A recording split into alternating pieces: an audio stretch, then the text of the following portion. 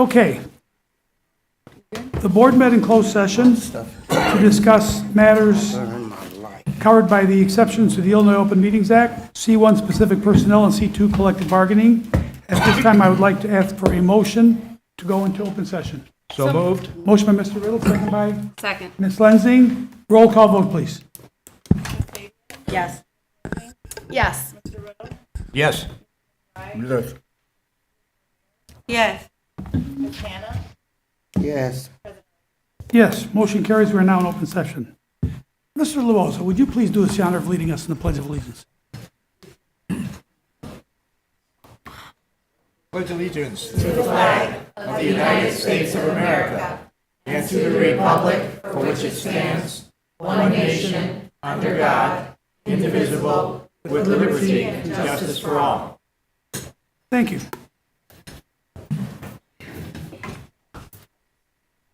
Okay, President's report. I just have three things to report. First thing is that I attended the large unit school district meeting of board presidents on June 13th, and it was a good opportunity to listen to board members from other large unit school districts in Illinois. I think there were 13 board members in total that participated, and to hear from some of the other board members about what some of their issues and problems are, and find out that, we're not all that much that different. We're all very much alike. Last night, June 23rd, we had a IASB board self-evaluation took place here. That was presided over by Ms. Laura Martinez from the Illinois Association of School Boards, and it was very successful. We had a lot of good dialogue, and we will be having a follow-up meeting because there was so much more that we wanted to discuss and agreements that we wanted to work on. And the third item I want to bring up is committee appointments. I asked for individuals to give me their selections for what committees they would like to participate in, and I had a response from two individuals. I'd like to ask the rest of the board members to let me know of any boards, any committees that they're interested in serving on. And I would like to have this voted on by our next board meeting if possible. Sorry. Thank you. You're welcome. Student board member report.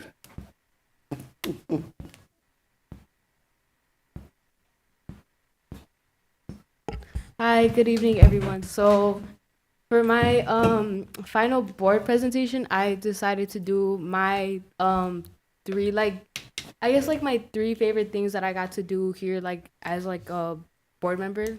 So my first thing that I want to talk about was the all-staff kickoff event. That was so much fun.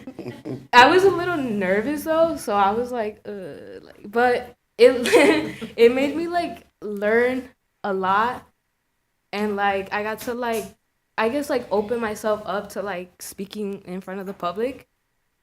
But it was I just loved it. I got to see all my old teachers, and yeah, I had so much fun engaging with Mr. Alajakis, and I think Miss Massimo was behind stage too, if I'm correct. Yes. Yeah.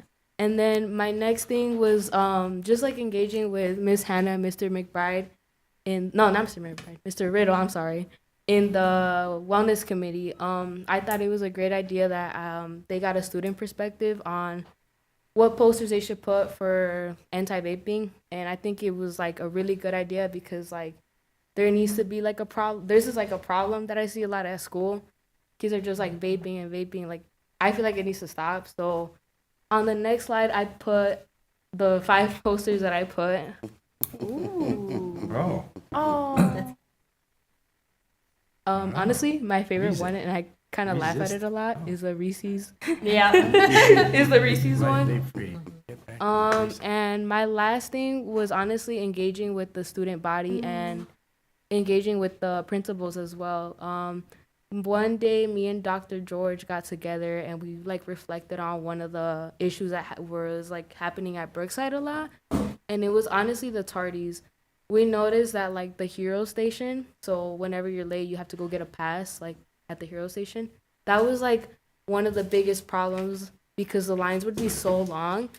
And it happened to me once where I was late because I went to go talk to a counselor and I was sent to that line. I didn't get out of that line halfway through the period, and those like lines are like super long. So what they did now, I think they removed them, and instead you had to go like, I don't know what the plan was because I was never late after that day. I don't really know what happened after that, but I just like noticed that all the tardies started going downward. And with Principal Hamilton, like he noticed that like not too many students were like attending these events like the hot cocoa and graham, and I think other like study sessions like the bees are better. And I had told them like, well, honestly, I think one thing that you guys would need to do is like kind of like repost them like on, I know the school has an Instagram page and a Facebook page, right? And I told them, I was like, well, one thing I can do in my part is also post them on the board meetings. And I kind of saw like, I think one Bees Are Better event that I went to, there was a lot of like people there. So I was like, okay, like that worked. And then my final thoughts were that very grateful to be here.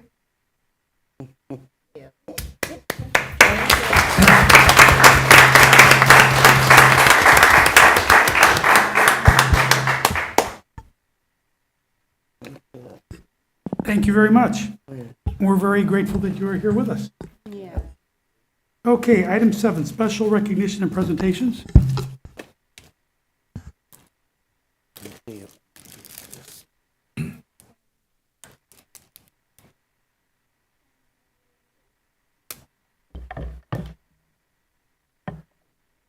Good evening, Board of Education, Board President Rodriguez, Superintendent Placencia, guests, community. I am pleased to come up and report on student registration for the 25-26 school year. We had a successful campaign. We did annual registration right around spring break time up through May to get students ready and all of us set for the new school year. Next slide. The annual update is very important.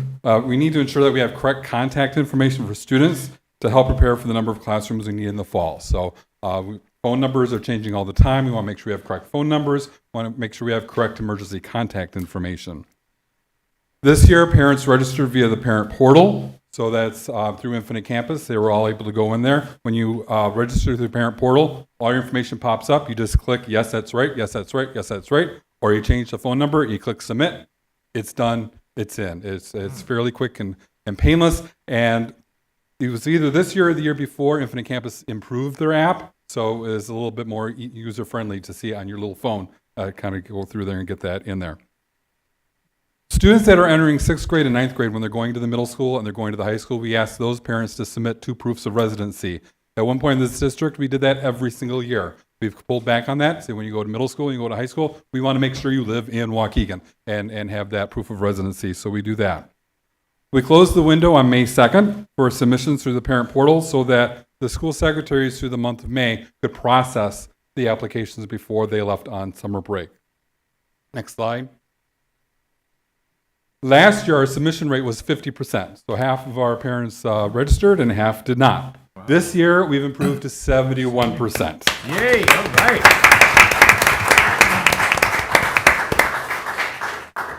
The average rate for elementary schools was 79.5%. And I want to recognize our outstanding schools. We had 2 schools with 100% of their parents submitted to them. We have representation, so if Clark Elementary and Greenwood Elementary, no, Clark is here. Come on up. Go, Clark.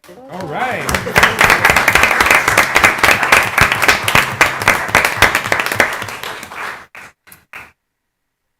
We have Principal Gladys Rodriguez, Assistant Principal Rosie Cardenas Ortiz, and the instructional support teacher.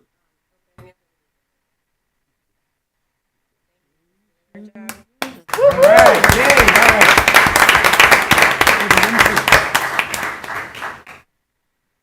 Cook Greenwood also 100%, and Cook Magnet had 96%. All right.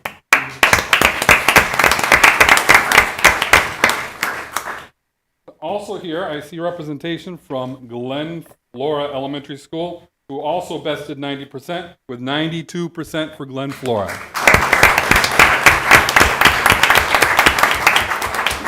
I have Assistant Principal Abby Aguilar. All right. Head secretary, who does a lot of Absolutely. Thank you. Wow, great. The next slide. Yes, that's the slide. For middle school and high school, participation was a little bit lower, but we got 65.6% of our middle school and high school parents submitting online registration. I do want to honor the top school for that category, which would be Abbott Middle School at 79%. All right. And we have with us Principal Flor Carter and Assistant Principal Tanya Evans. All right.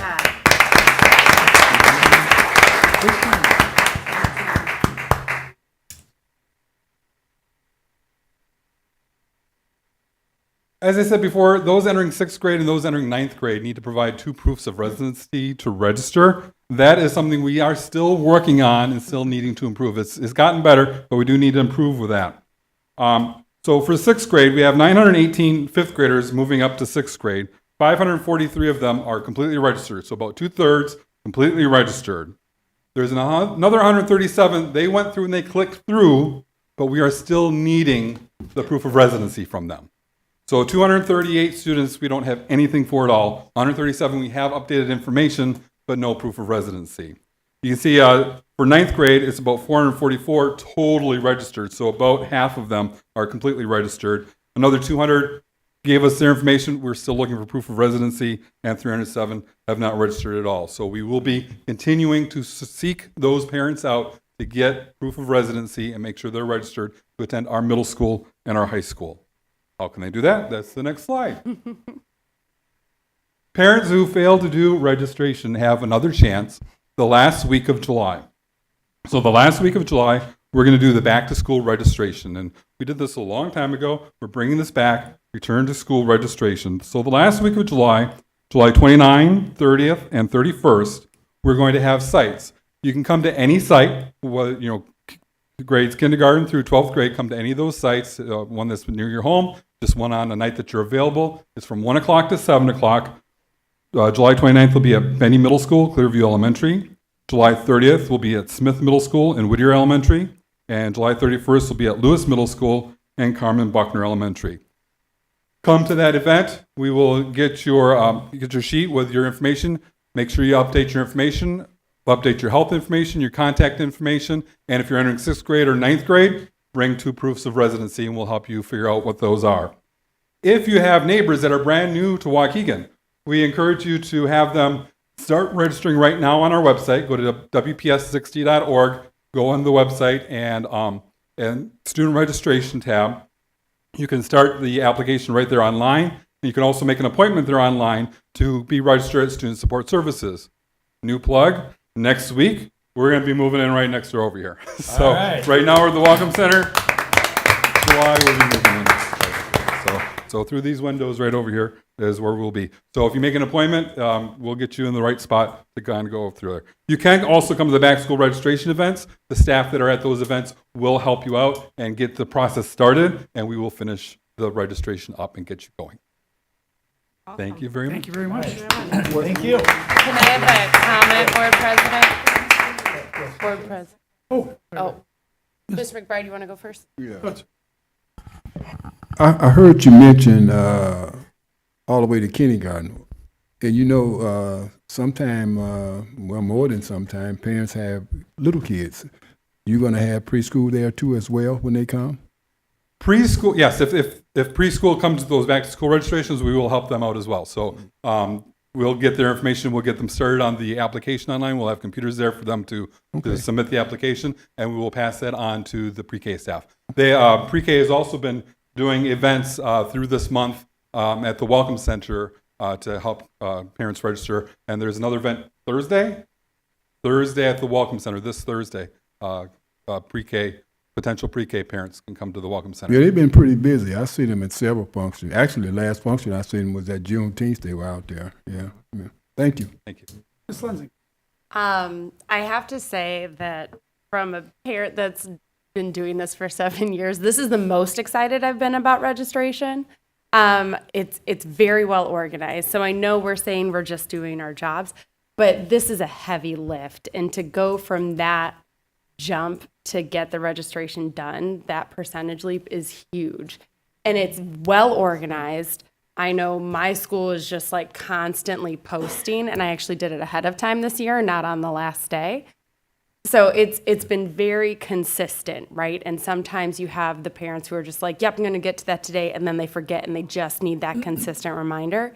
So I just want to thank you, your team, our district staff, so our principals, head secretaries, the ILT teams, everybody, because it takes an army, right? And the smoothest we can get registration going, the easier the start of our school year is going to be and the more successful our kids are. So I really want to thank you for all of the hard work that you and everyone involved have done. Thank you, Ms. Lindsay. Ms. Hannah? Mr. Christensen, you talked about sixth grade, ninth grade, okay? Can you explain to those parents that's listening that has a sophomore or junior or senior, what's the process for that? Right. So if they didn't click through on the app to do that, the process is for them to come that last week of July, or they can also contact the high school because the high school has staff that's there year-round. So they can go directly to the high school now, or they can come to these events. And what we'll do then is we'll print out a sheet that has their information. It'll be on paper. Their information will be on the paper, and then they'll look through it and say, yes, that's my phone number, and they will write it out on paper in person rather than doing it from home on their computer or their phone. And then there'll be, and that's for returning students. Returning as well. students, yes. Returning students, we just need to verify we got the right phone numbers, right emergency contacts, and then there's some health questions to ask them. Thank you. Okay. Ms. Salyan?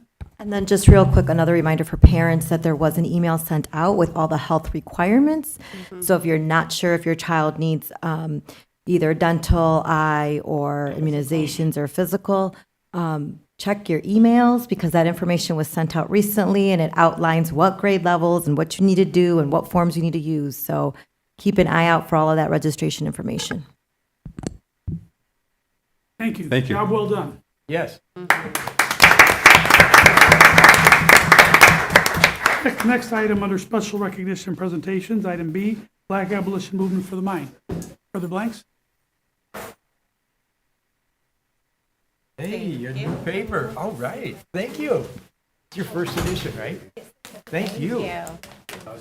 Brother Blanks, Black Abolition Movement for the Mind, founder and chief president. What you have before you pretty much is the encore of the last paper that we presented before you guys, updated with our QR code working. You might even see where we last presented before the school board.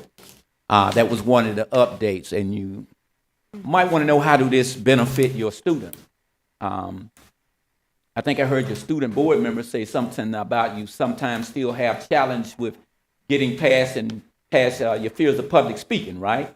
Well, the earlier that we're able to help our children find their voice through creative writing, it helps with their critical and creative thinking skills, and it also motivates them in that area of getting past those fears. The earlier that they're able to do that when they become student board members, so they are prepared, to be able to voice their concerns.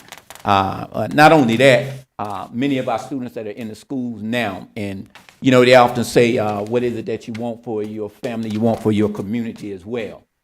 Poetry and writing has been good for myself and my family personally. So allowing our students to be able to see their voices in print, and that gives them a good sense of self-confidence, and also, like I said, being able to bring them, once they have it in writing, to be able to recite it. So this helps your students to better become good with their public speaking and finding their voice. That frees up my time also from having to come before the school board when students are able to present themselves and have the right approach in doing so. So I wanted to come back and present this to you guys so you'll have a copy of it and just let you know what our intentions are, not only for our organization and the community, but many of your students which already come to our organization. This is something that we've been doing that's offered free to our community and to our students as well. So I've worked in the school board, and y'all know our organization has been in the school district working with the students for a long time. Many times we was working under a contract, but if we can provide these services for free, it cuts through all the red tape of having to, go through. And don't get me wrong, we're not trying to circumvent, your rules and your regulations, but anywhere we can work to cut through the red tape, to work with the students, that makes it better for the school district. But more importantly, it allows us to be able to work with more of the students. And so that's pretty much it. I wanted to find out the last time I was here, it didn't present you guys because you had a new structure with the speaking and the audience time. And so it didn't give you guys the opportunity to ask any questions that you may have for what we're doing, as well as what our intentions are with our Papyrus Son. You guys have any questions or anything you'd like to pose about what we're doing? Yes, Ms. Hannah? This is the second paper That is that actually I've seen, that yeah. I have Say it seen. again.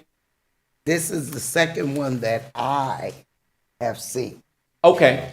and they were phenomenal. Okay. Well, the first one. Oh, you seen him in the community? Because you was here the last time, right? Yes. Okay. but- and I got it. Okay. And there's good stuff in here. Yeah. And I say that this paper is the start of something bigger. Yeah. In my mind. I haven't talked with you yet about it. Say it but again. I haven't talked with Okay. you yet about it. Uh-huh. But I'm glad to see this that you're doing this. Okay. Right. For the community. Yeah, it's still in its infancy stages of development, even with our national independent black students. We really want to be this paramount for them, something that they could work on as well. But we're very serious about our National Independent Black Student Union, even to the point if we have to, sometimes we might have to restructure it, but we want all of our independent National Black Student Unions to be able to live up to, the regulations, and I won't say regulations, but the expectations, if you will, of what we expect of them to be reflective of the organization. And so with that, anybody else? Yeah. Yeah. May I? Go ahead, please, sir, go ahead. I just want to commend you for your vision in terms of the community. I ride past your organization all the time. And stop in sometime. Yeah. Yeah. There's family members of mine you've touched. They're grown now, and you touched them through poetry. Right. And they got nicknames. I'm sure one is Luke. I can't think of it. Luke, you know what I'm speaking about. Yucca, yeah. And also I watch you go over to Carmen School and remind me of a DJ. His name was Lou Palmer. He always said, "Listen to the talking drums." Yeah. And when you had him over at Carmen School beating the drums, doing I think that was Kwanzaa. Yes.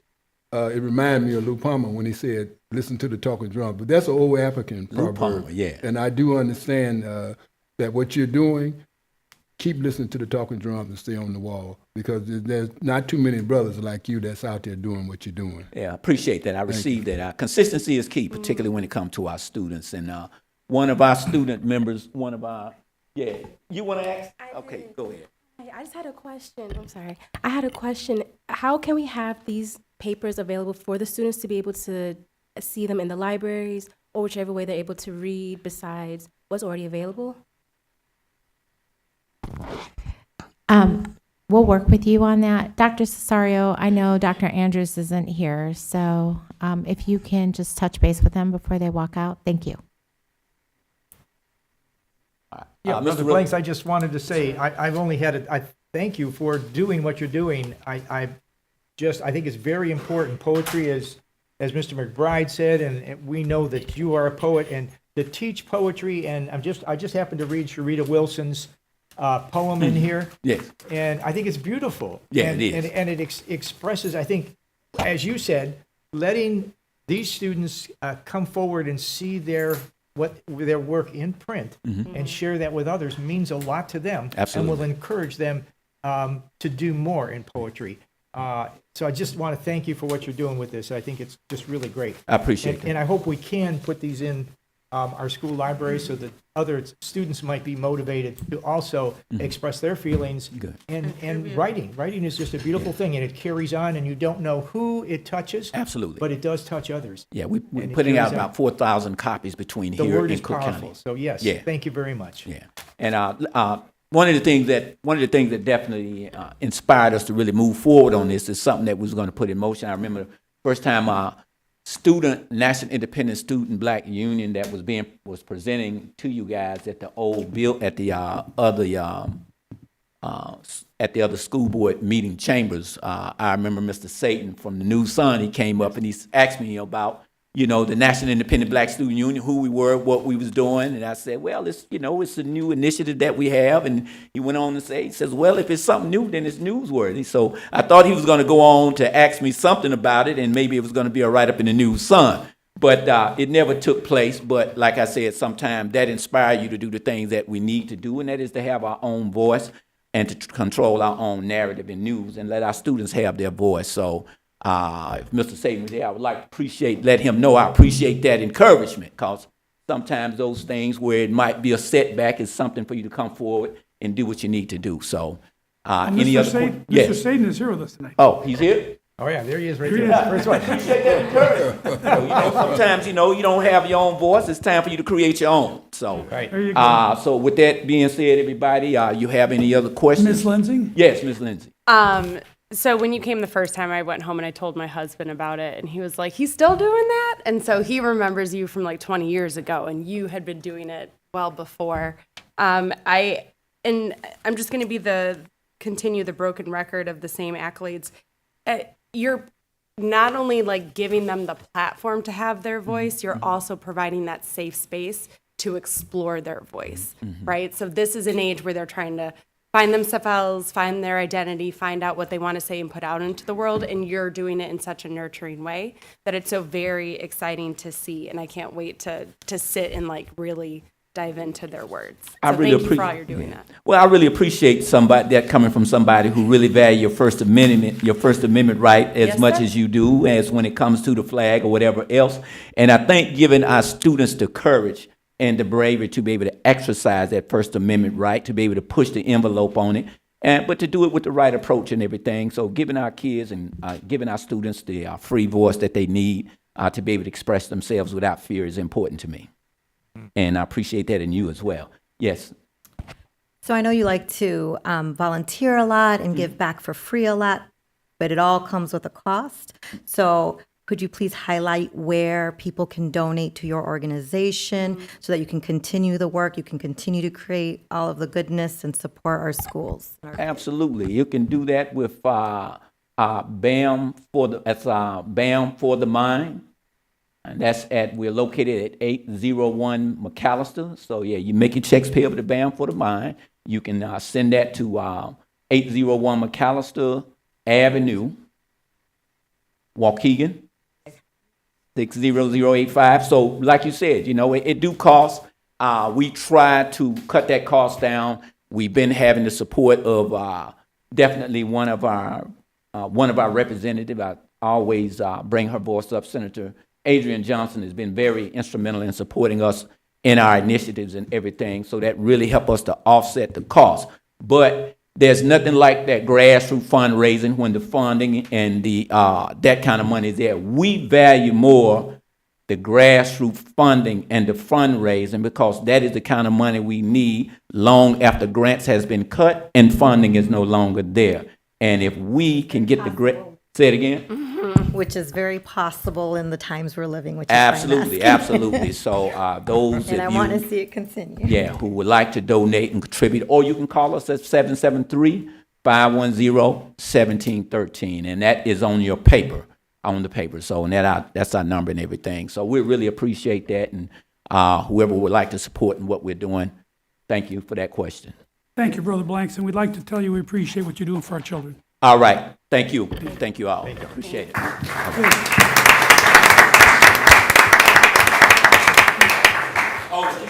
I told you about QR code and stuff.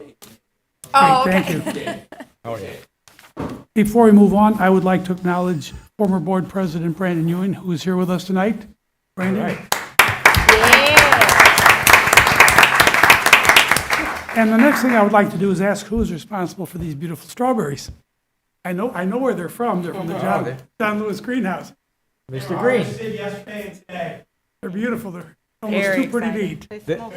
I just had one. They're really great. I'm gonna pile onto this as well. I was just talking with my aunts. We celebrated their birthday on a trip, and all of us were just talking how we can't find good strawberries in the stores right now. And so to see this is just a major delight. So thank you very much.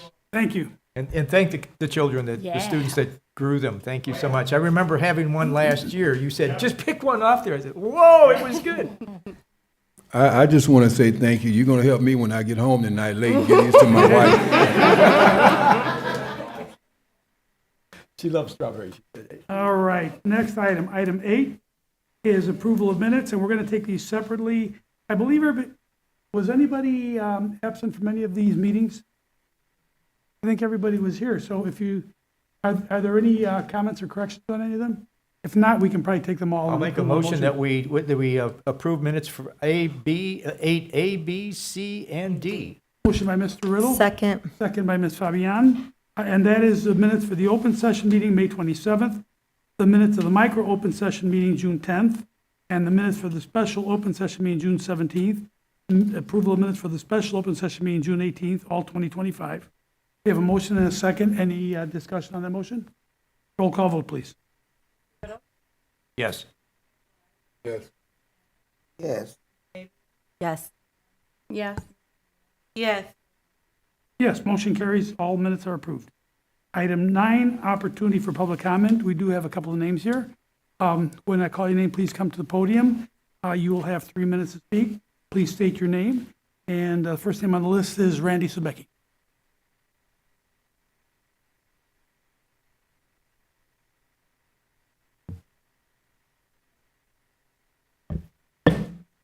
Good evening, everyone. So I'm here tonight, and we're going to talk about an incident that took place at Jack Benny. Yep, still going on. So I went through the whole process of the chain of command. I met with Dr. Cesario, who I talked to him a couple of weeks ago, and still asked for the meeting with the superintendent. Still haven't had no contact. No one reached out. So we're going to talk about that incident. So there's an incident that took place at Benny, and it did affect my student. It involved a look-alike weapon that did have projectiles, and it came out a month afterwards. It took my own son, over a month to tell his own father what really transpired that day. And it did affect him. On that day, the students were playing Russian roulette with that gun, passing it back and forth, pulling the trigger, putting it up to their head and pulling the trigger. Can we pause? Excuse me, can we pause you for a second? The clock is not on. We're supposed to be timing this.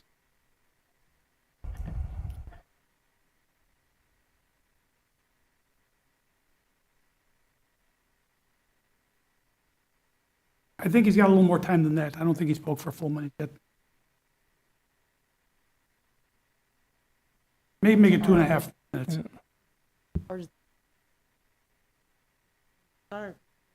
Okay? All right, thank you. Sorry, Mrs. Spaghetti. All right. So at a couple board meetings ago, you guys had it on the agenda, and you guys talked about look-alike weapons and whatnot, which should have been, in my opinion, on a student achievement meeting to talk about this, because this incident did affect my son. And it was brought to the attention. There's cameras at Jack Benny. Remember all those cameras we installed? And this incident took place, and it's on video. And we know there's a video that exists. Why this incident still has not been brought to this board, and it's not about one student, it's multiple students. Why hasn't it been brought to this board? I was told during that investigation when they interviewed my son, because I was present, and we had the special principal at that building interview my son, which had no contact, wasn't even in the district when this event took place. It was asking my son questions that he can't answer. He can't answer how somebody else feels or what's going on and the mental health part of it. And here's the thing where it involved my son. Announced to no one to anybody else, 2.5 years ago, his uncle committed suicide with a gun. He was being placed under arrest by a police officer. He pulled out a gun, he shot and killed himself. And that affects my son still to this day.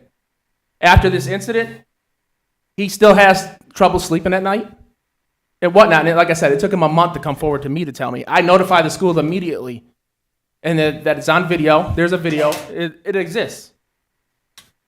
Any other kid, if that was my kid that did that, he would have been expelled. If that was an African-American student that did that, it would have went before the board and it would have been expulsion hearing. I FOIA'd 9 look-alike weapons. Every one of them were expelled from this district. Why was this incident different?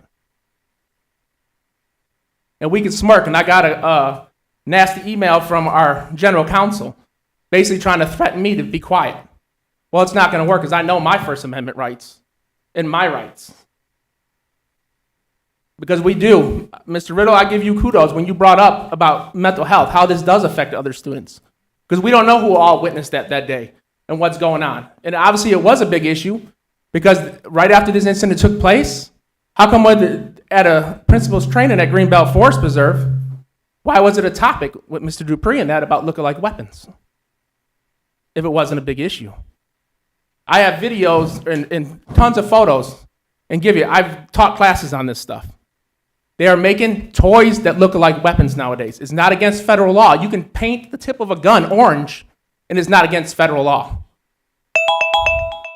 So I'll still be waiting for my meeting. Thank you, Mr. Sabecki. Brandon Ewing?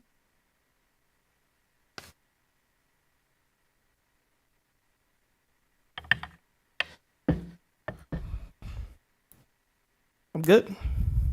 Good You go. talk. All right. Super excited to be here with you all. I know it's been a minute.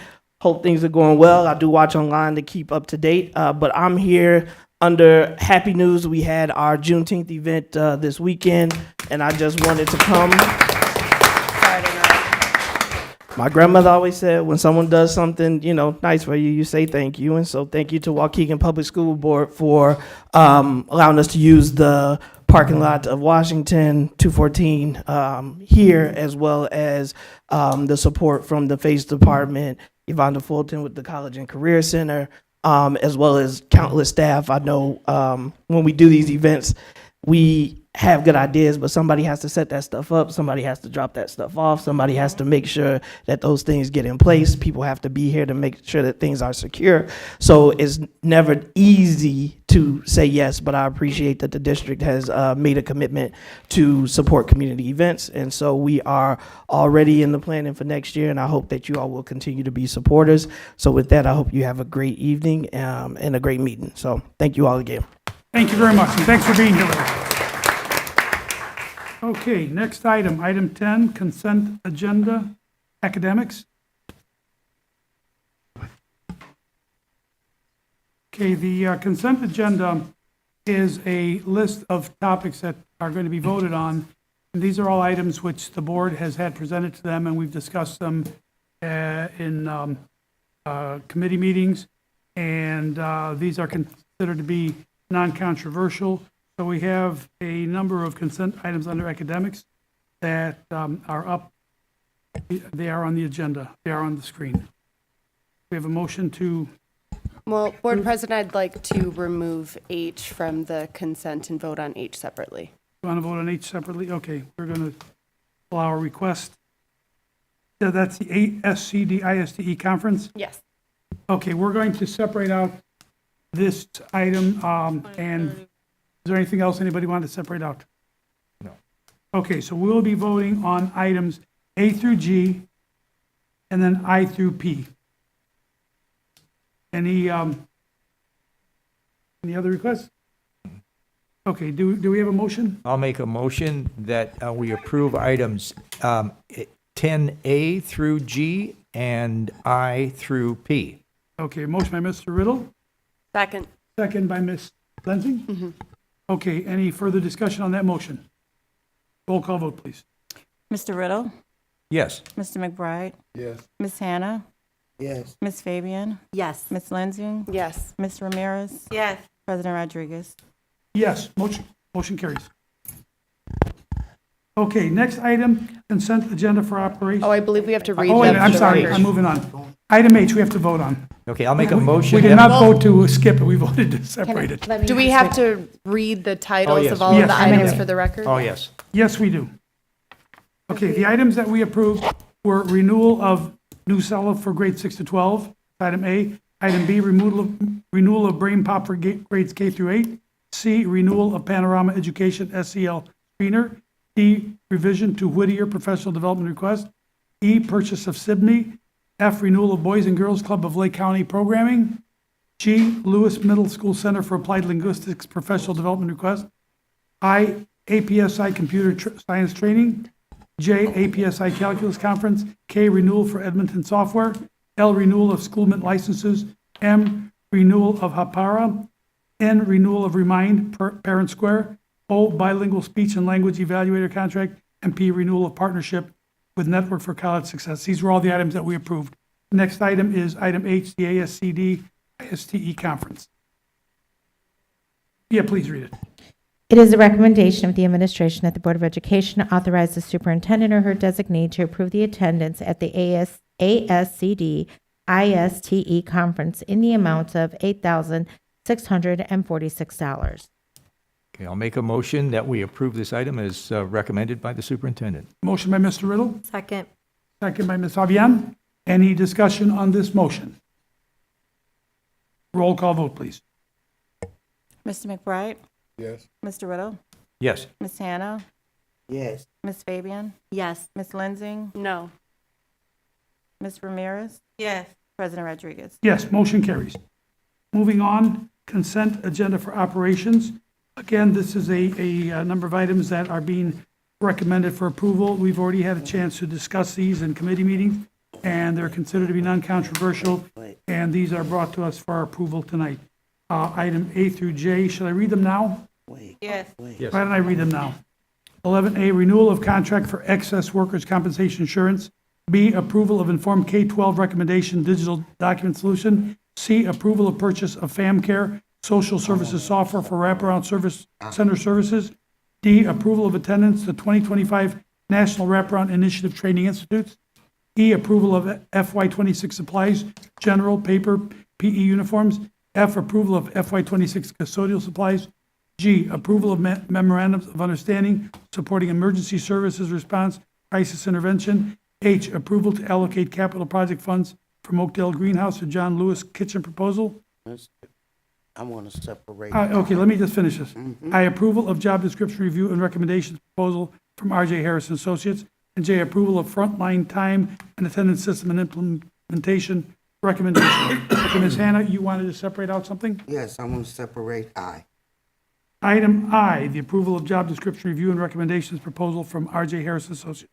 Okay, do we have a motion to approve consent agenda items 11A through H and item 11J? Yes. Moved. Second. Motion by Mr. Riddle, second by Ms. Hannah. Any further discussion on that motion? Roll call vote, please. Mr. Riddle? Yes. Mr. McBride? Yes. Ms. Hannah? Yes. Ms. Fabian? Yes. Ms. Lensing? Yes. Ms. Ramirez? Yes. President Rodriguez? Yes, motion carries. Item 11I, approval of job description review and recommendations proposal from RJ Harris and Associates. It is the recommendation of the administration that the Board of Education approve the proposal of R.J. Harris and Associates for review and recommendations for non-union job descriptions with a goal to streamline and simplify recruiting, hiring, and managing the expectation for specific employees within the district. The total cost of the proposal is $125,000. Mr. Riddle, I make a motion to accept the recommendation as read by the superintendent. Second. Motion by Mr. Riddle, second by Ms. Fabian. Any further discussion on that motion? Ms. Hannah? Yes. I'd like to ask, is this an additional contract with R.J. Harris other than the one that he has, the other contract that we approved for him for I think it was $90,000, and is so at this point he has two contracts with the school district, correct? This is a separate contract and a separate scope of work for job descriptions. Yes, ma'am. Okay, and so okay, call the vote. Okay, who made the motion? Mr. I Riddle? did, yes. Seconded by Ms. Fabian, correct? Okay. Roll call vote, please. Mr. Riddle? Yes. Mr. McBride? Yes. Miss Hannah? No. Miss Fabian? Yes. Miss Lindsay? Yes. Miss Ramirez? Yes. President Rodriguez? Yes, motion carries. Item 11I is approved. Okay, 12, purchases and contracts. Approval of architect of record recommendation. It is a recommendation that the Board of Education authorize the superintendent or her designee to negotiate a contract with 3 architecture firms to be the district architect of record based on qualitative evaluation completed by the district administration. The 3 firms will be Wold Architects and Engineers located at 220 North Smith Street, Suite 310, Palatine, Illinois, 60067. STR Partners located at 350 West Ontario Street, Suite 200, Chicago, Illinois, 60654. And Wright and Company located at 2500 North Frontage Road, Darien, Illinois, 60561. Okay, I'll make a motion to accept the recommendation as read by the superintendent for our 3 architects. Motion by Mr. Riddle, second by Ms. Fabian. Any discussion on this motion? Roll call vote, please. Mr. Riddle? Yes. Mr. McBride? Yes. Miss Hannah? Yes. Miss Fabian? Yes. Miss Lindsay? Yes. Miss Ramirez? Yes. President Rodriguez? Yes, motion carries. Item 13, personnel items.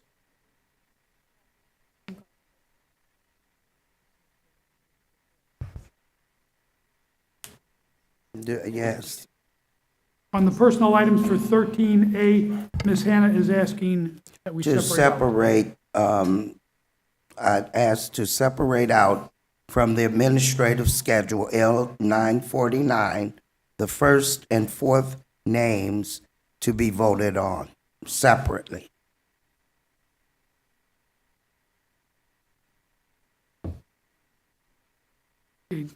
Now, Second. this- No, they have to vote on No. No, we're not going to vote on it.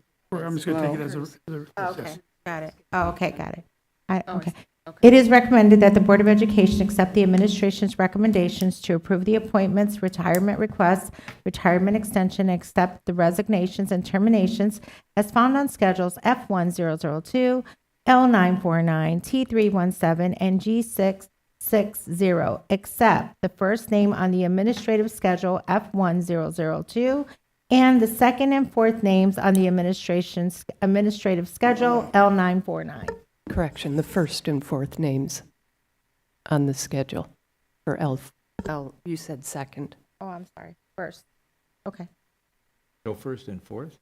Yes. First, First and fourth, is that correct? So we're separating out on the administrative schedules, the first name on F1002, and then the first and fourth name on schedule L949.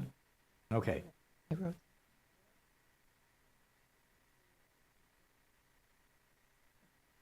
First and fourth. I Okay, wrote we Okay, had- I'll make a motion that Sorry. we approve the recommendation for item 13A personnel as read by the superintendent and corrected by legal Okay, motion by Mr. Riddle, with those separations. 2 items separated out. Okay. Do we have a second? Second. Second, Ms. Hannah. Any discussion on this motion?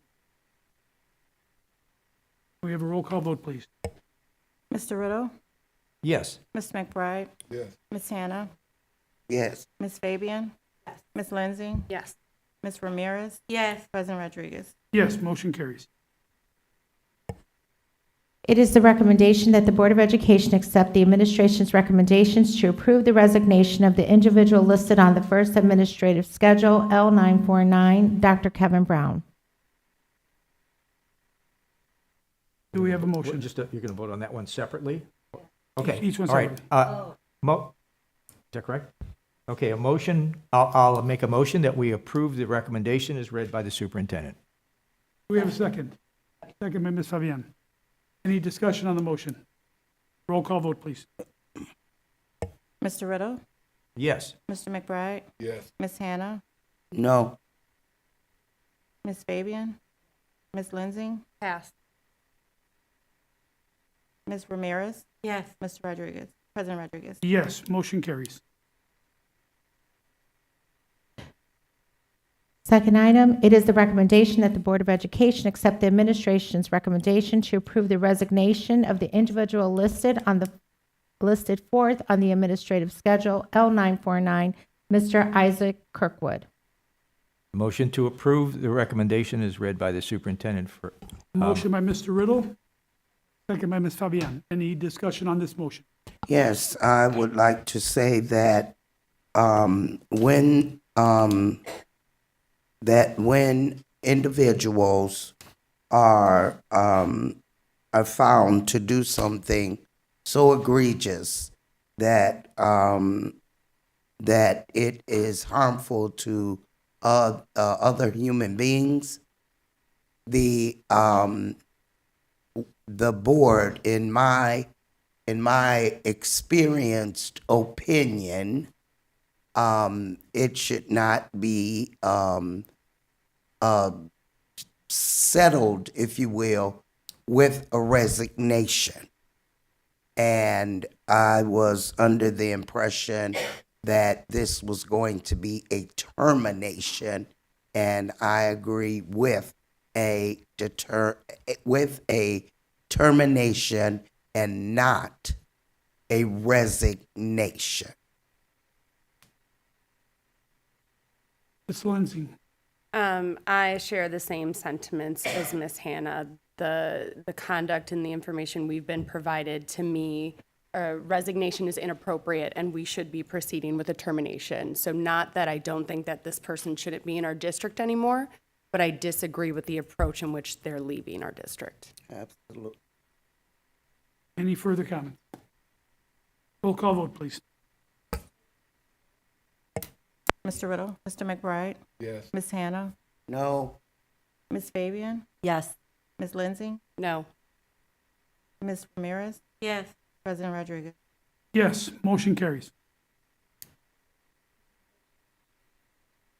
Administrative appointments? And we have some new administrators joining us. Well, I believe one. At this time, I'd like to welcome Ms. Claudia Munoz, who previously served as an assistant principal in Chicago Public Schools. She will now serve as a new assistant principal at Whittier Elementary with a starting salary of $77,000. Congratulations, Ms. Munoz, and welcome to Waukegan. Who was Thank raised you in for coming back. Waukegan. Raised in Waukegan. We should highlight that. Thank you. Ms. Munoz, congratulations and welcome. Welcome, welcome. Thank you for coming back.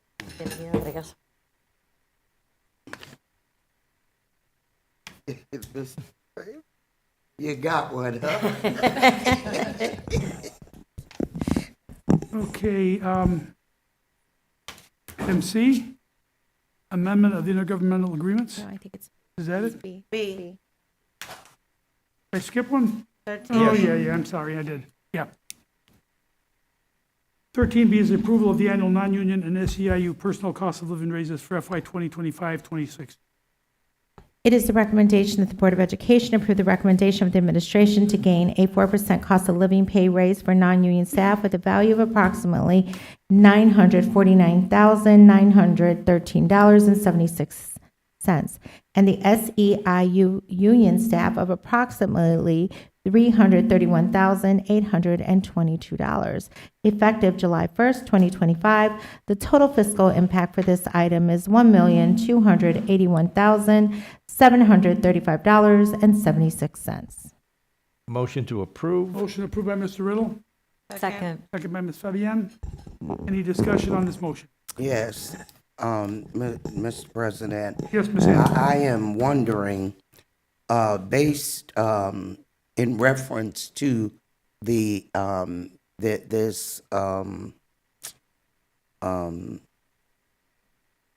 the salary or the compensation study that was done and the caps that were put on staff members' ability to increase their salaries. how will this impact them? I mean, and also, let me finish. Also, how are the upper administrators receiving a raise or an increase as well? And are the raises that they're going to receive, there's no cap on their salary potential. And so are they just going to be allowed to continue to get the increases like the other non-union individuals? And that's what I want to know, because they're on a different schedule. The deputies, the superintendent, they're on a different schedule. And so are you all included too with this 4%? So I'm going to take your questions in order, and Mr. Moulton, if you want to come up, just in case I missed something. So yes, people that are capped will still receive 4%, but it will be off their base salary. It will not be compounded. So they will still receive the 4%, but it will not be compounded on their base. So they're gonna, Can I- let me, since you said that, it provoked an additional question. So so you are, if I'm understanding, their base pay will not increase, but you all's, the upper administration's base pay will increase. And the increases, these 4%, they're going to be paid on a one-time basis in a stipend? So it is not a stipend. It is their 4% raise based off their base that they will get. So if you're at the cap of the salary structure, as was presented at a previous student achievement, you would get the 4% based off your base pay. So you will still get your 4%. I also want to state, so if I can go through your questions, because if I don't keep I'm going to miss some of your questions. So that's answer number one.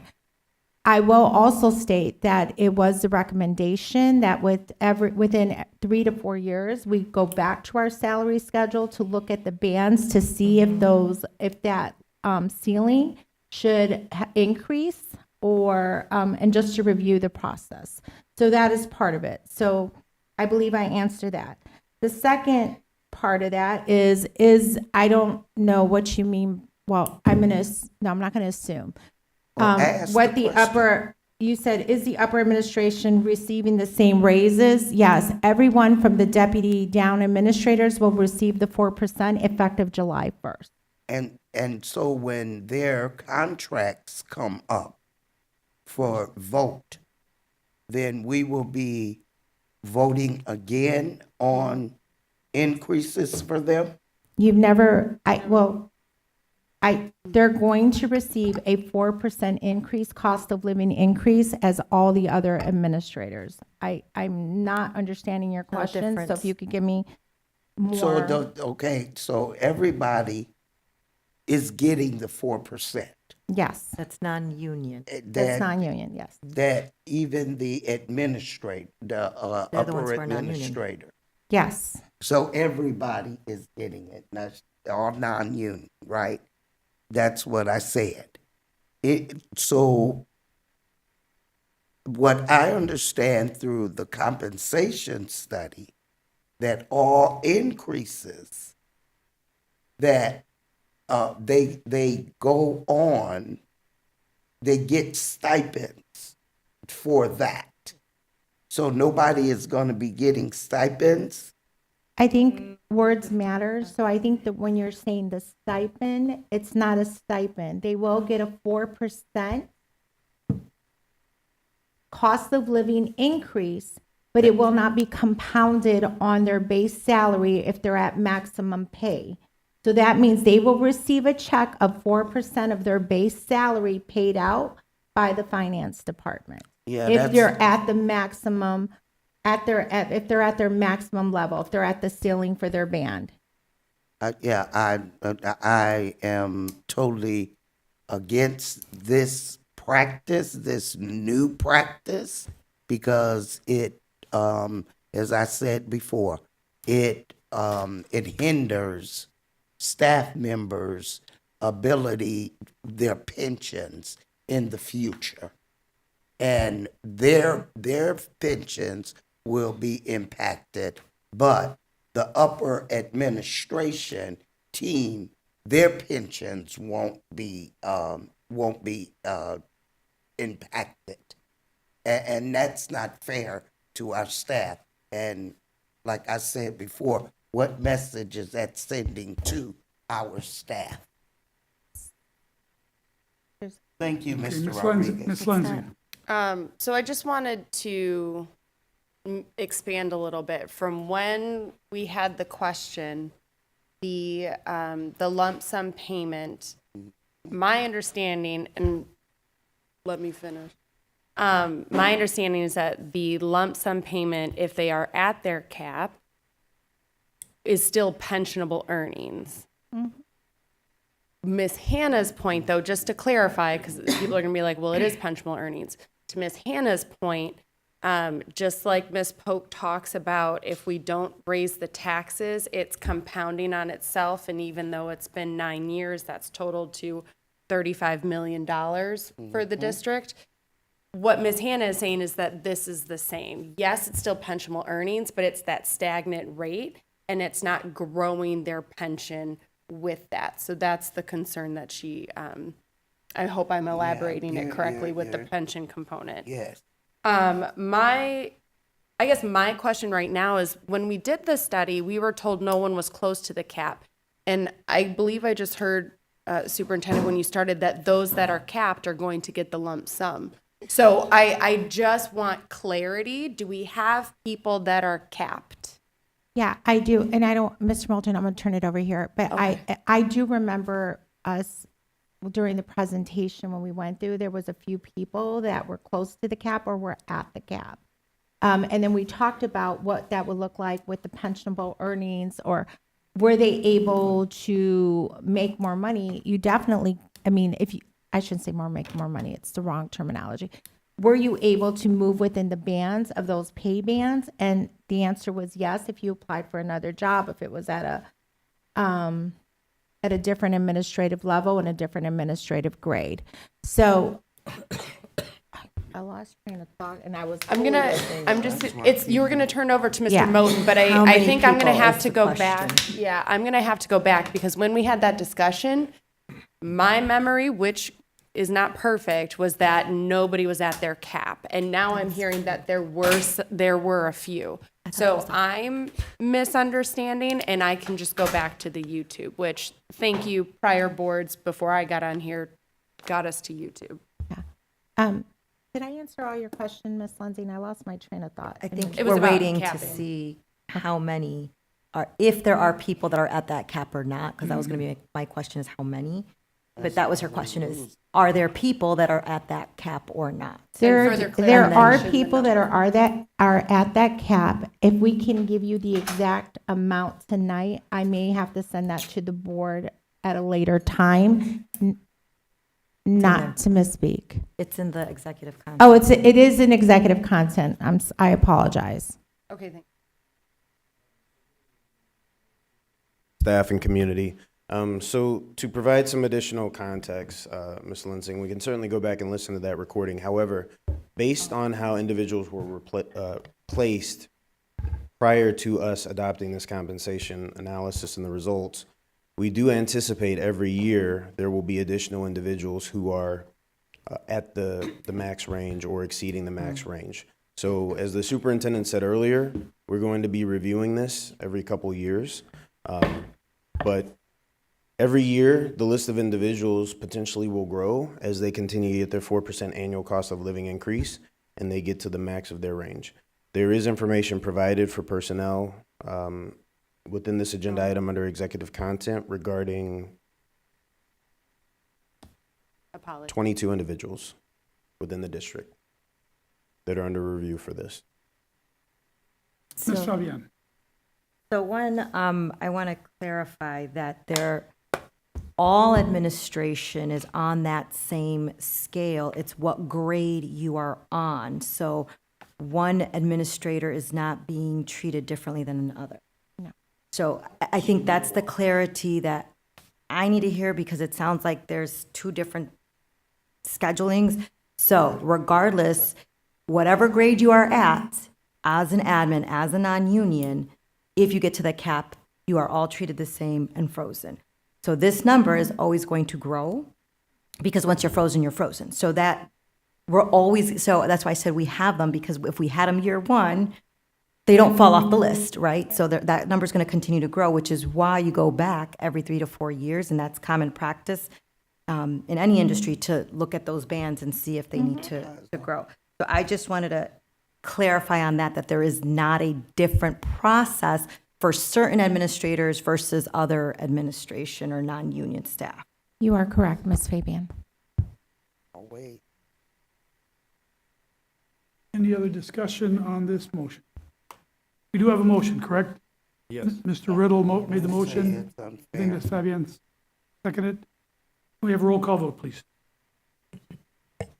Mr. Riddle, Yes. Mr. McBride, Yes. Ms. Hannah,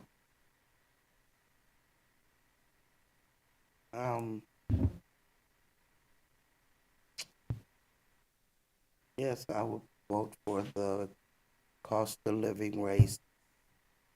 Ms. Fabian, Yes. Ms. Lindsay, Yes. Ms. Ramirez, Yes. President Rodriguez. Yes, motion carries. Okay, moving on to item 13C.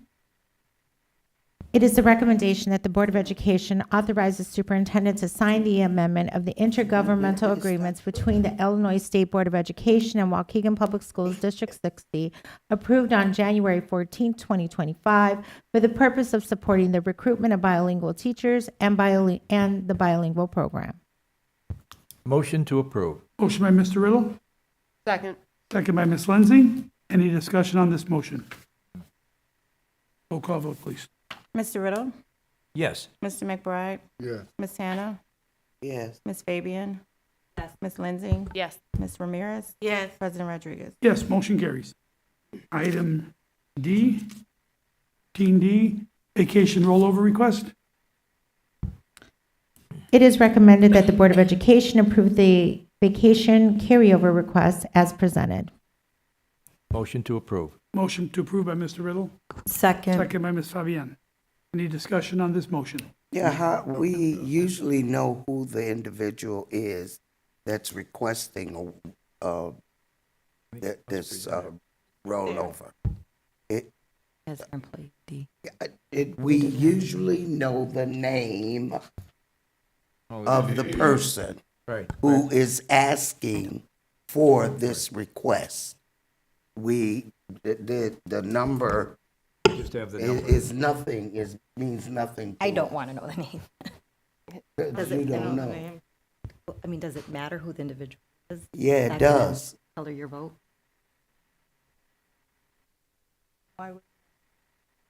I will say that this motion is presented as it has been in the past, but I don't have a problem saying this is my request. I have been swamped Well, with then work. just I say have that. been also, we were short-staffed for many months this year, so I was not able to get my time in. All right, that's all. Don't worry about what I'll be asking. Any further discussion on this motion? I would like to make a comment. For me, the name of the individual doesn't matter. It's the circumstance, right? And Right. because I'm very much more wanting to stay within our policy, because we set the policy for a reason. And if we're going to be making exceptions here and there, maybe it's something we need to revisit. Very similar to other discussions that we have.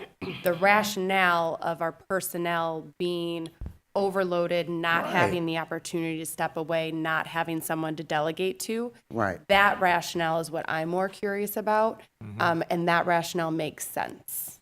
So I will be, even though I prefer to stick with policy, the rationale of having no one else to do that to, it really is unfair to the individual, so I'll be voting yes Absolutely. for this. Thank you, Ms. Lindsay. Me too. Ms. Fabian? And so that Call was the going to be vote. my only comment, was that hopefully the individual gets to use these days, because if we're rolling them over, it's with the expectation that they're going to be utilized. But they And that's all.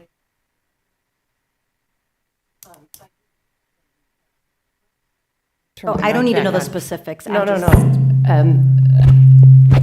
no. Your benefit time is your benefit time. No, the request was to just clarify that this is allowed in board policy. Right. Yes. There's a rollover of up to 10 that can take place through administrative approvals. If it's over 10, it has to come to. Right.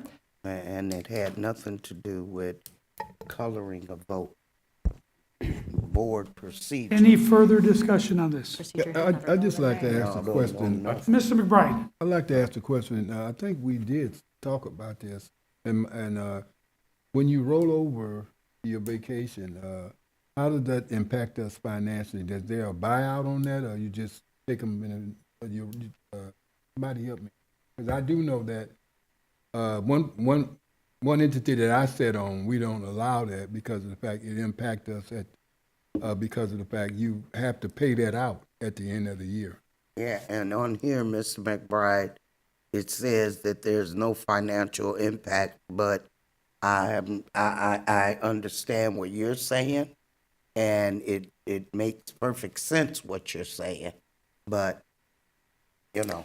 Can we clarify? There's Because I no thought buyout. sick time impacts the pension benefits, but I don't know if they can. But you can't buy out. I can, Yeah. do you want, Kathy, do you want to explain it? I can.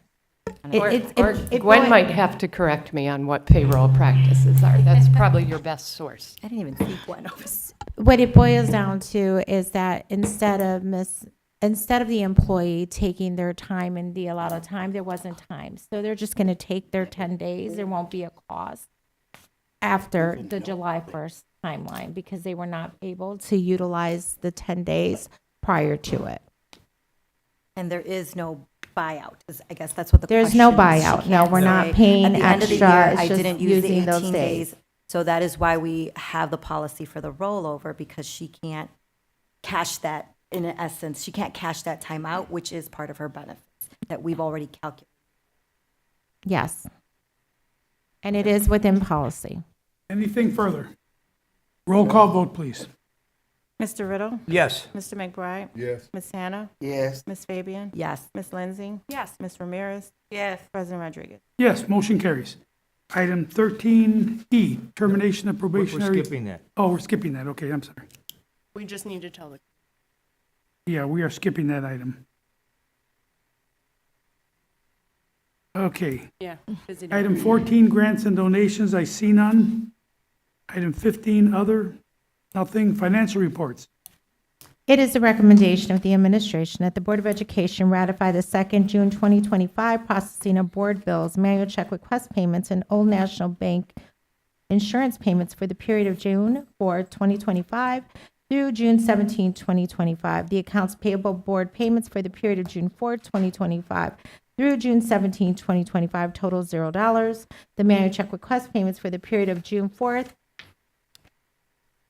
2025 through June 17, 2025, total $493,699.45.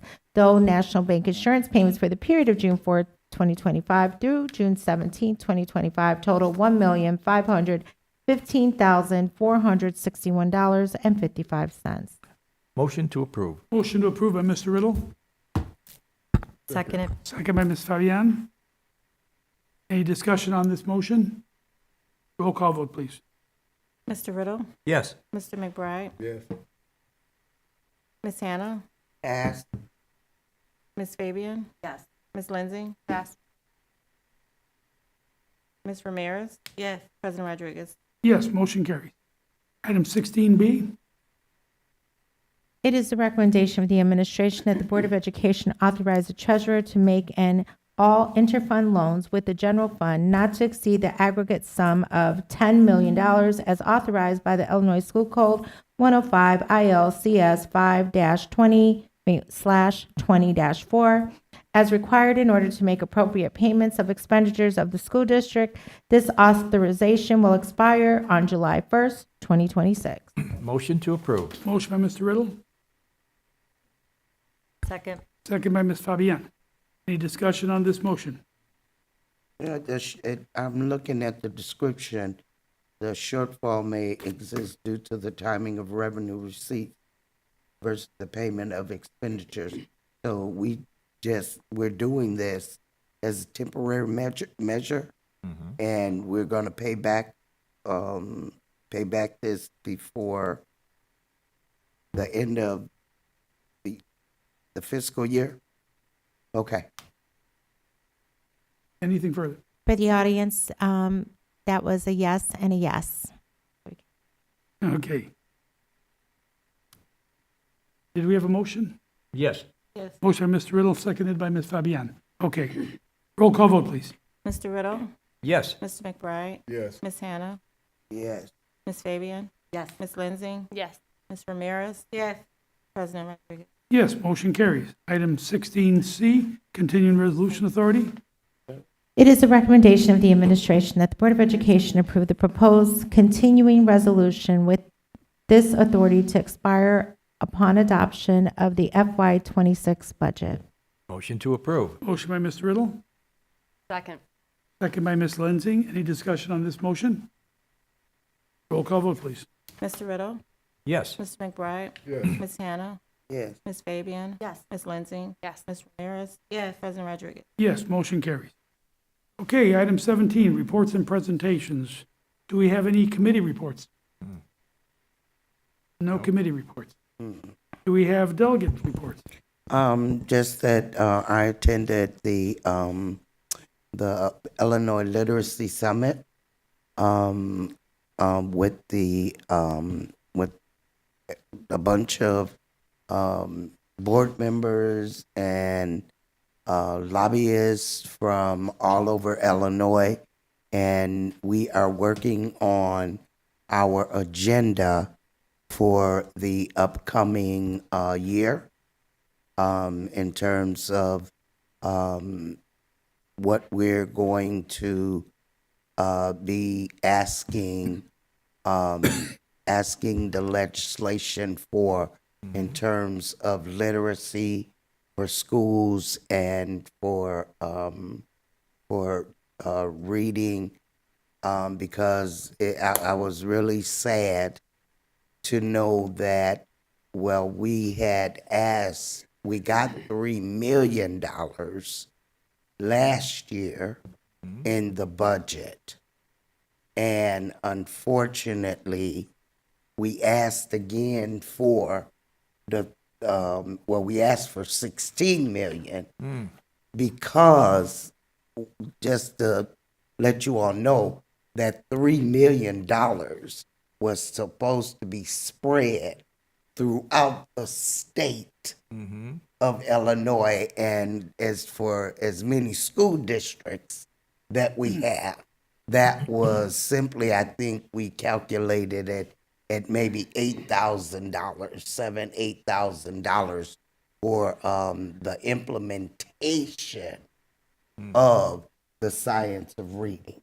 And so last year we were able to do some things, but unfortunately this year in the governor's budget, they cut that $3 million in half. And it makes me just want to just scream at them. And they, it's kind of like they want it both ways. They want our kids to be good readers, but then they take the resources from them. And so, we're going to still be working and doing the lobbying. And I don't know I know I've mentioned it to Deputy Cesario and the superintendent about witness slips. And when they come forth to me, I'm going to send them or have the superintendent or Nick send them out. And if we could sign the witness slip so that we could get the support in the legislation, because reading is so very important. And I know we're doing, from what I'm understanding from the literacy here in the district, we're doing good, you know, with implementing it and stuff like that. And so I'm just wanting to let you guys know that we are very well represented down there. Right. Okay, and the senators and represent. I don't know if she's a senator, Mayfield, but also Langford. She's very instrumental. Right. Ms. Hannah, I want to thank you on behalf of the board for being our representative there and for your dedication and concern for literacy, as we all care about it. But I really appreciate the work you've done on that committee. Thank you. Thank you. Mr. McBride. Yeah, like Mr. Riddle said, I don't think your work is nowhere near not recognized. I know I do anyway. I mean, the 29 years means something, but I would just want to say that Prister's hands is tied. He's robbing the Peter to pay Paul. Just like he took money from literature, he gave more money to preschool. Yeah. He did do that, That's true. Thank you, Ms. Hannah. Superintendent's report. Good evening. At this time, I'd like to ask Mr. Eric Christensen to come up. Our 5 essential survey data from our schools is in, and he will be presenting that tonight. Board of Education President Rodriguez, Superintendent Placencia, colleagues, and community members. I am very pleased tonight to share with you the results of the 5 Essentials survey. I've been asked to do this on behalf of Associate Superintendent Mandy Maluski, who is taking her well-deserved vacation days through this. What is the 5 Essentials survey? We get asked to do this every year. We have a big push every year for all the parents to do this. All the staff members and students take this survey. It is an evidence-based system designed to drive improvement in schools nationwide. The research-based survey is required to use by the Illinois State Board of Education.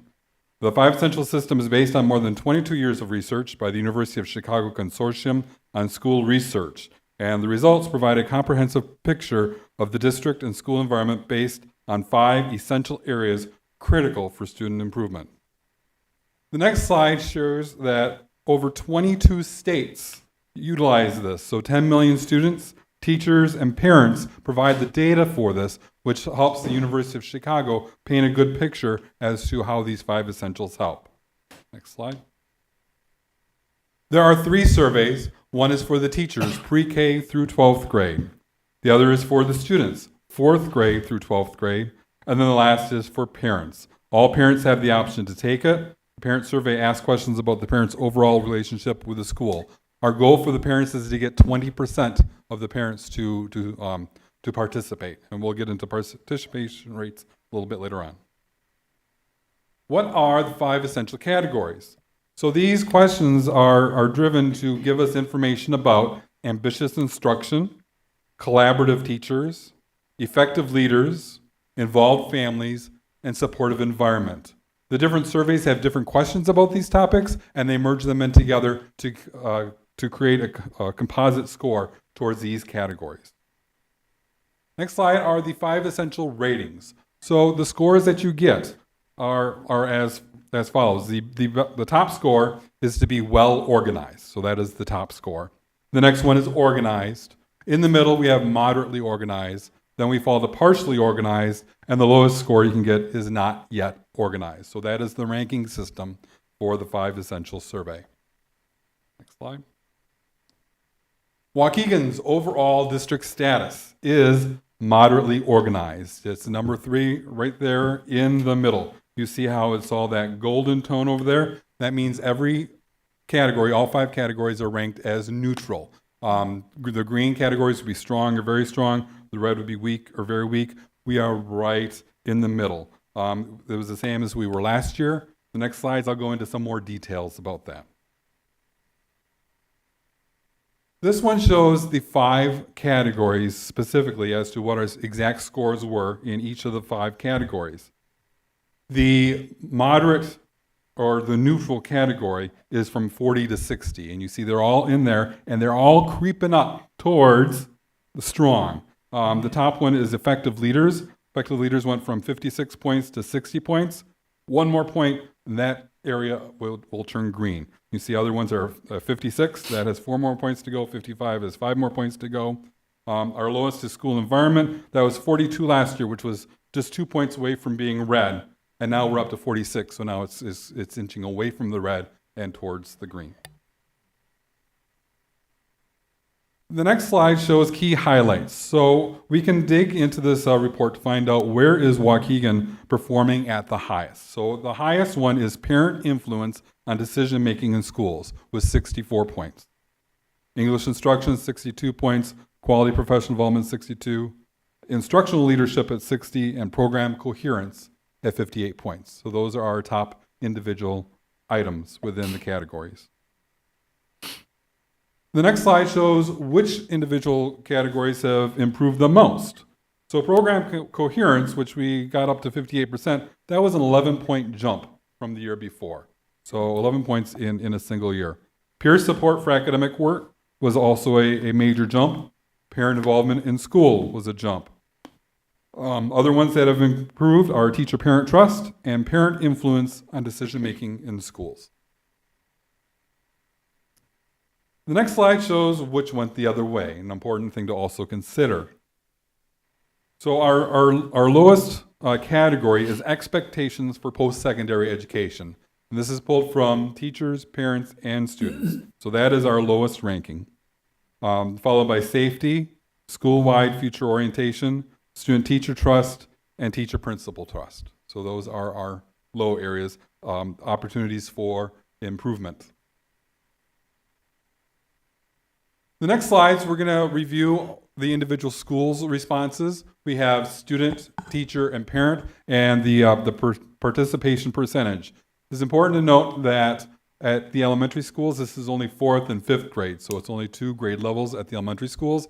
Early Learning Center on here, that's the Robbie M. Lightfoot Early Learning Center, that's only pre-K. They have no student participation. You see the teacher participation and the parent participation. Next slide. Here we have a few more schools just to kind of take a look through and see what they are. On this slide, I do want to highlight Clark Elementary School. 83% of their parents participated and submitted the survey, where our goal is 20%. They far exceeded it. Most of them were around 30 to 50%. How did they do it? Yes. So they have a lot of good data from their parents. Next slide. We got North Oakdale, Washington, and Whittier, their participation rates. And then the middle school and high school. You know, as the high school participation is 6%, survey taking gets to be a little bit less when you get into high school. Our goal is 20%. That 6% is still 250 of our parents have submitted. So we do have good data, and we are able to look at the data. It's just not part of a published report when it's a 6%. We need 20% to get a published report, but lower than that, we do get to see individual results, so we do get that as long as you have at least 10 parents submit. This next one talks about our individual schools. Us as a district, we went from moderately organized to moderately organized. We stayed right there in the middle. Each school has their own rankings. We have the rankings as we go across through the years. So last year we had 5 schools that were well organized. This year we bumped that up by 1. We have 6 schools that are well organized that achieved the top ranking. Organized went down from 6 to 3. Of course, one of them went up to well organized. Moderately organized increased from 1 to 7. Partially organized stayed the same. And not yet organized took a decrease, 5 down to 1. So there's only 1 school. Last year there were 5. This year, there's only one school that is at the lowest rating. The next few slides, we'll go through and see the individual school results. If the last column is blue, that means they stayed the same as the year before. If it's green, it means they improved. And if it is yellow, it means they took a step back. Take a look at the first batch of schools here.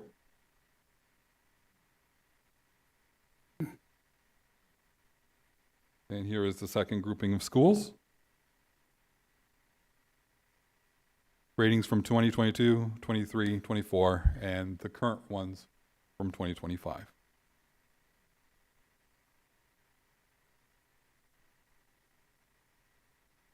To summarize it on the next slide, 9 of our 22 schools improved their 5 essentials rating. 7 of our 22 schools maintained their 5 essentials ratings, and 6 of our schools decreased. Everything went either up by 1 or down by 1. The next steps, our focus for next steps. With our FACE department, we're going to work with family and community engagement to collaborate with principals on increasing parent completion rates and setting goals for each school specific to the parent responses. Post-secondary, teachers report they disagree that most of their students will go to college. How are we developing mindsets of teachers about our students' post-secondary futures? How are we communicating our post-secondary work with the teachers? How are students sharing their aspirations with the teachers?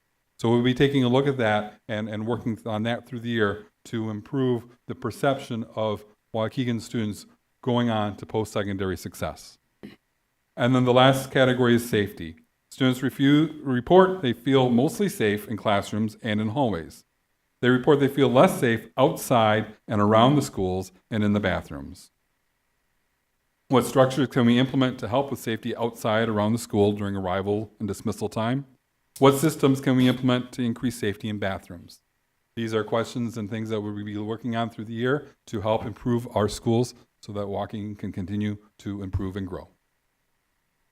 Thank you. I have one question. A few slides back when you were talking about the expectations for post-secondary education, came up with a 31% number, and that has gone down. Yeah, this one right here. How was that derived? So they ask questions about post-secondary to teachers, students, and parents.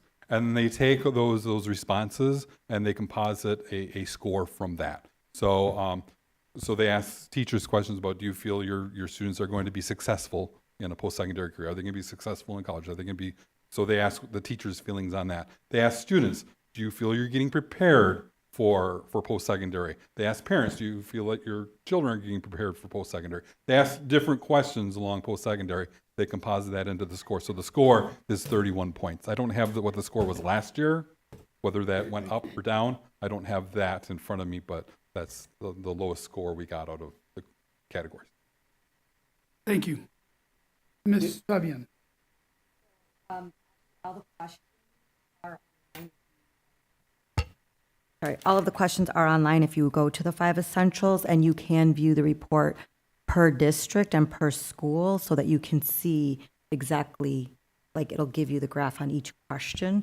And Illinois is actually the only state that requires it and includes it as part of our report card, which is why for us, more than any other state, that 20% mark for parent participation is huge, because that goes into and ties into our report card. So when we're not hitting that mark, that means in our report card calculations, we're not hitting that mark. So I know it's a struggle in the high school, but we've got to come up with ways to really get parent participation in there. But what I really was noticing is why we don't have the teacher participation at a higher rate when we have frequent staff meetings where all the teachers are together. Why isn't there time being set aside? We shouldn't have like a 70%, like if teachers are there should be time that's set aside for them to be able to do this. So I would personally like to see not just that parent component go up, but the teacher rates also go up, the staff rates go up, because there should not be an excuse as to why, unless the teacher's, obviously out during that time, but it's like a 3-month window. So that's my piece on that one. When you guys were talking about next steps, there are on the ISB website different tip sheets and flyers that are made that can be shared. So every year you can go in and pull those down that kind of tell you what you can do to increase those numbers. And then the other thing to also think about is when you're looking at the actual questions, in the elementary level, as a parent, it's a lot easier to answer versus middle and high school because it doesn't separate out by teacher. So when they're asking you questions about the school environment and they say, like, does a teacher contact you? Or how often does a teacher contact you, weekly, daily, whatever? If you're in the elementary school, it's you got one teacher, where if you're in the middle or high school, you have, 5 to 7 teachers. And so those questions are, how do you gauge that when you have one teacher that may call you every day, which I did, or like message you every day what your child is doing versus some that you've never seen or heard from. So that's the only thing with when you're looking at the middle school and high school. I personally always take those results with a little bit of a grain of salt because it's very hard to capture the whole gist when you're not asked specifically on all the different areas in the school or teachers in the school. So that's just that piece there. Thank you, Ms. Lindsay. I do want to touch on that. So in elementary school, our students do have multiple teachers, right? So I get messages from, thank you, Mrs. Dudley, about, hey, so-and-so didn't bring their violin today. Really get on them. And it's like, they brought it, but it's in the car. So they do have a wide range, right? But there is still a difference between the communication or being able to designate that. So that would be great, even if they filtered it down to the elementary piece. Ever since I was elected, it's always been, well, even before, it's been about trust. And so what I was really excited to see is that the perceptions of our teachers, our students, and our families is that the teacher to parent trust, their perspective is that has increased, which is great. And I love that from their perspective, parent involvement in school has also increased, which is great. Where I have concerns, and it's come through a lot with I'll just be specific, with our Black Male Achievement Initiative, is that there is a large lack of trust between that student population and their teachers. And it's a widespread issue because we're sitting at 45. And that is a primary relationship, right? And I said it before, I'll say it again. I know we do it with our elementary school students, taking those first 2 weeks of school to really focus on relationship building within the classroom. It really needs to happen at the older grades. You really need to make sure you're building a community in your class, even though you have 6 or 7 of them throughout the day.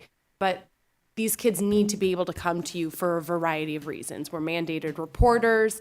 You never know where these kids are going to find inspiration to propel them in life. So I really want that to be a focus. And also our staff has the teacher to principal trust under 50. That's also a concern. So I do like the recommended areas for focus for next steps because these are important, but I don't want that piece to be lost. Because if we are building communities within our community, within our classrooms, within our buildings, you're going to see increased safety. You're going to see an increase of interest in post-secondary, right? So I just wanted to point those pieces out. Thank you, Ms. Hannah. Yeah, and the only thing that stands out to me is why are the teachers, why do they disagree that most of their students go to college? That bothers me. And the first thing that came to mind was about how we have lowered the threat for the students, and if that has played a part in and I mean, I know it's next step, you guys look at it, but I certainly hope for explore that question. Noted, Ms. Hannah. Thank you, Ms. Hannah. Thank you, Ms. Christensen. Okay, that's it for the superintendent's report. Information items. A, FOIA report for May 2024. 24.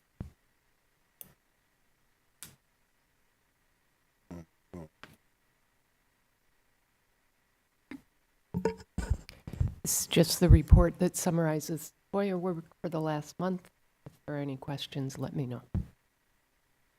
It's supposed to be 2025. Yes.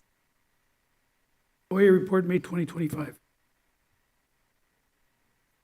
Okay, 18B Student Support Handbook, FY 2025-2026, first reading.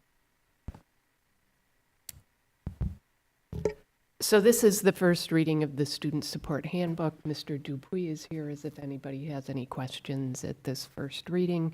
It is geared up to come back for second reading at the first meeting in July. We have addressed within here policy updates, practice updates, recommendations coming out of the discussion on managing lookalike weapons, among other things. Thank you. I just wanted to One question. highlight Okay, Ms. that Fabian. a lot of the addresses for admin have been updated to this building. So I'm just kind of excited to see as a board that we're finally moving into this building, because I feel like we've been waiting on that for quite a while. So if we're updating it, I'm hoping then that means they're actually going to be moving here before the start of the school year. That is the plan. Thank you. Old business, number 19, Yeoman Creek lease extension.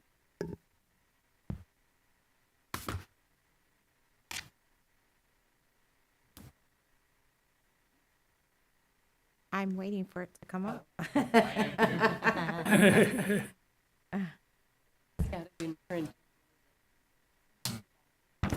telling you, I'm not having a good time with board docs. It is the recommendation that the Board of Education authorize the board president to execute the Third Amendment of the limited ground lease and the operations agreement with BQ Energy LLC for a lease extension at Yeoman Creek through December 31st, 2025, as approved by the Yeoman Creek Remediation Group and as recommended by the Board Special Environmental Council. Motion to approve. Motion by Mr. Riddle. Second by Ms. Hannah. Any discussion on this motion?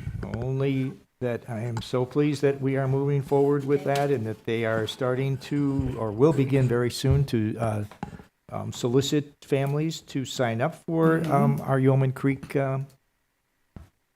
solar farm. And this is exciting. And so we're, you know, it'll be, by the end of the year, it should be operational. It's a long time coming. It's been a long time coming, Mike, long before. Yes.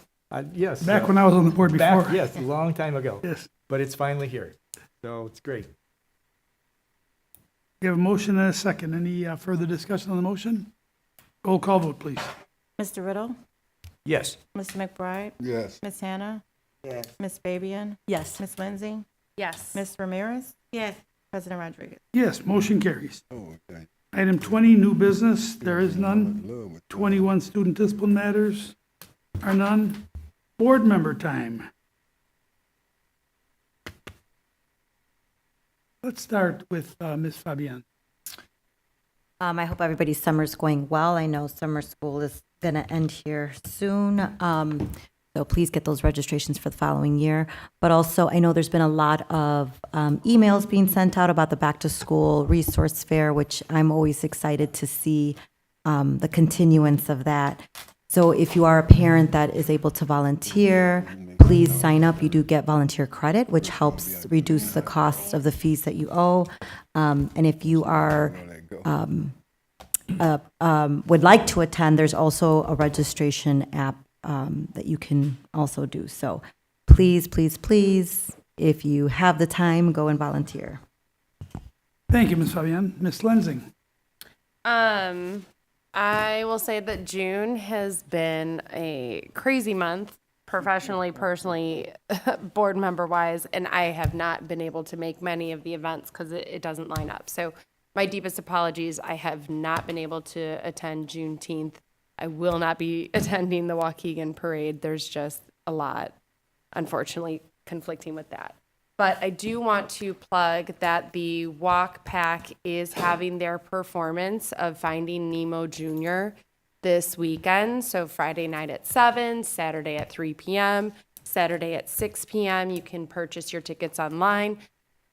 I'm not a fan of the service fee. I understand the aspect of it. I'm not a fan of it. But if you wait until you buy it at the door, the ticket may not be there.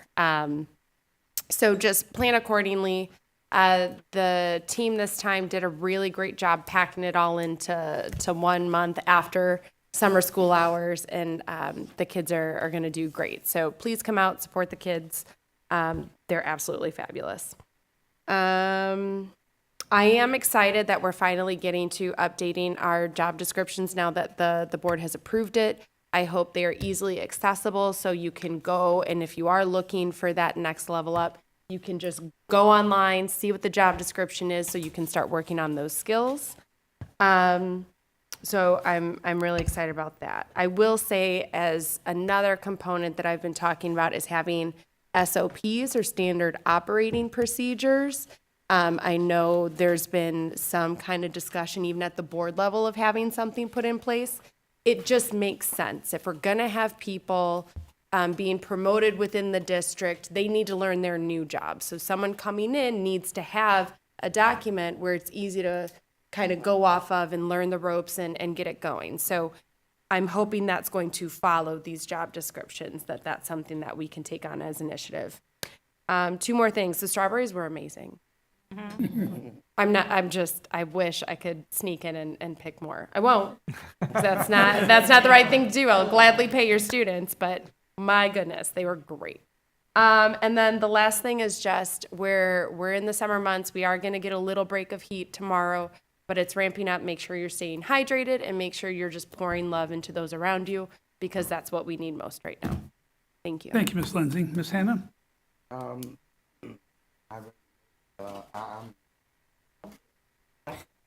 Okay, Ms. Hannah, thank you. Okay, Mr. McBride. Yeah, Miss Lindsay kind of touched on what I was about to say, and that is that it's hot out there. So just be mindful of your seniors and stuff around you, and because it ain't no joke. And at any given time, your neighbor, or seniors around you, just people in general, just be mindful because of the fact that it's hot and it's nothing to play with. Thank you. Thank you, Mr. McBride. Mr. Riddle. Just the fact that July 2nd, there's our Waukegan High School graduation for those who have now completed high school. And I just want to be there and congratulate those people that maybe needed a few more credits and worked on that and have succeeded. So that's 10 o'clock on July 2nd. Thank you, Mr. Riddle. Thank you. Ms. Ramirez. Strawberries were phenomenal. They actually smell really, really great. I'm not a huge fan of strawberries, but the smell was phenomenal, so I had to eat them. Yeah, heat is getting something terrible. We're revving up. I know that it just seems like we just finished school and we're just getting ready to finish summer school. But in my regular job, we start preparing for back to school fairs, and I saw the calendar that we go back August 11th. So parents, please prepare. Oh, yeah. It doesn't seem like it's a very long time away, but August 11th is coming up sooner than we think. Thank you, Ms. Ramirez. And first of all, I do have my tickets for Nemo. I did buy them online, and I am a big fan of strawberries. So these are going home with me. One for me, one for my wife. Anyway. Smart man. Anyway, I just want to comment on this board. This has been a very demanding time for us. You know, we've had a lot of meetings, a lot of different issues coming up, a lot of different responsibilities, board self-improvement, various issues. And we have, I don't think anybody realizes how much time the board actually devotes to their responsibilities. And it's just been very impressive to me and very gratifying to see that all of our board members are making all these meetings. No matter how difficult it is, people work in the city, people have other commitments, have children, other obligations, and yet everybody is making the time to be here to fulfill their obligations as board members. And everybody here wants to have their voice heard and wants to participate in the process. So I just want to commend the board and thank you all for all of the hard work and dedication that you've shown. So with that, I'd like to ask for a motion to adjourn. Motion by your first motion of the evening, Mr. McBride. The most important one. The most important, second by Ms. Muncy. All in favor? Aye. Opposed? Motion carries. Meeting is adjourned at 8:51. All right.